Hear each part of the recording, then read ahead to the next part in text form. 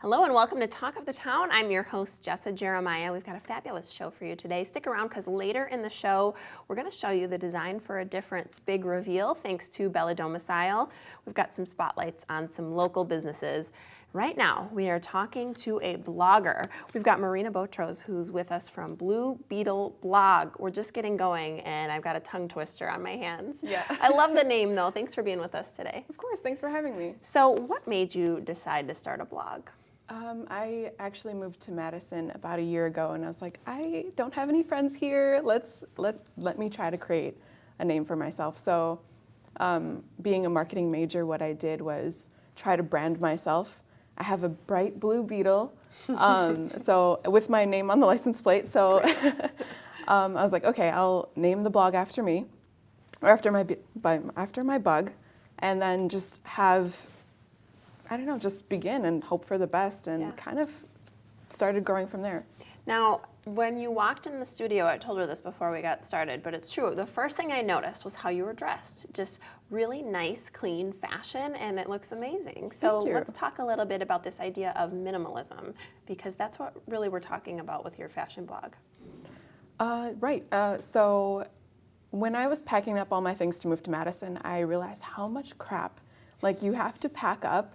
And none of it I really needed. And I was like, okay, well, with a whole new apartment, might as well just pack only the things that I love. So I started kind of fresh with an empty closet. Of course, they gave me like the hugest closet ever, and it's like barely full. But so I only took 50 of my favorite pieces, and that's kind of what I've been working with ever since. Wow. So there's so many trends going on, and I think it's hard to follow trends sometimes with a set amount of clothes. Do you find that difficult? It's hard when you find a trend, especially that you love. You're like, I want to do this, but I can't see myself adding a piece that is so obnoxious to my wardrobe, because then with something so small as 50 pieces, if you have something memorable, people will be like, oh, you just wore that.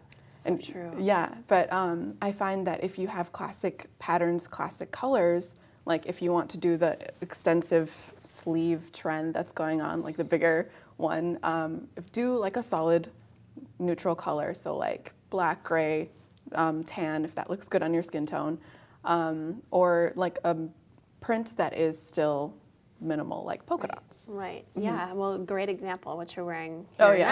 now. Of course, you've got some really classic colors, and nothing that you, like you said, if you wore it today, we wouldn't necessarily see you in a couple weeks and think, wow, I remember that shirt. Same outfit, so, yeah. Right. Exactly. I love that idea. I could stand to listen to some of your tips.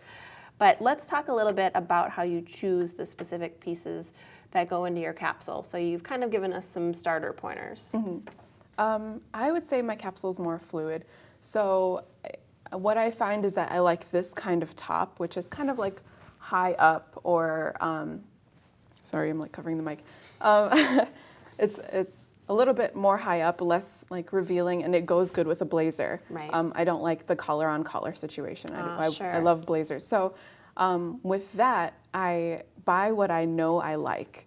I don't like, oh, hey, I'm going to try a V-neck, even though I've tried it before and I know it doesn't look good on me. What's the point? Right. So you buy pieces that you know work for your lifestyle, and you know that look good on you. I think one of the key things, too, is then you wind up wearing more of your closet versus buying pieces that don't work for you, and then you maybe wear it once and never go back to it because it's just not comfortable. Exactly. I think some really great tips. So are you still shopping, or do you stop? I still shop. I always shop. Yeah. So, for instance, this blazer is not a very good quality one, but I love it because I like the color, I like the cut, and I like the length. But I'm still wearing it until I find the perfect piece that is a higher quality one that looks just like this. So whenever all my friends are like, oh, let's go shopping, yes, okay, I'll go. And I'm looking exactly for this item. I'm not like going outside above and beyond. I think it's really important when you do go shopping, if you don't love it, no matter how cheap it is, don't buy it. And it's very difficult. I feel like my sister texts me all the time and she's like, Marina, this is $5. Should I buy it? No. Like, are you going to wear it? And she's like, yeah, but if I wear it once, it pays for itself.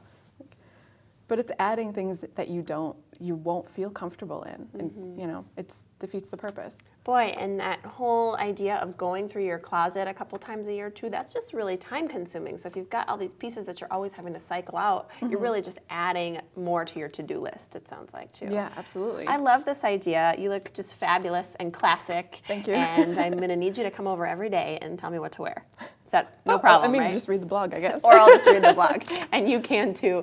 It's bluebeetleblog.com, right? Yes. Sounds great. Well, thank you so much, Marina Botros, for being with us. Thank you for watching. We've got more Talk of the Town coming up after this.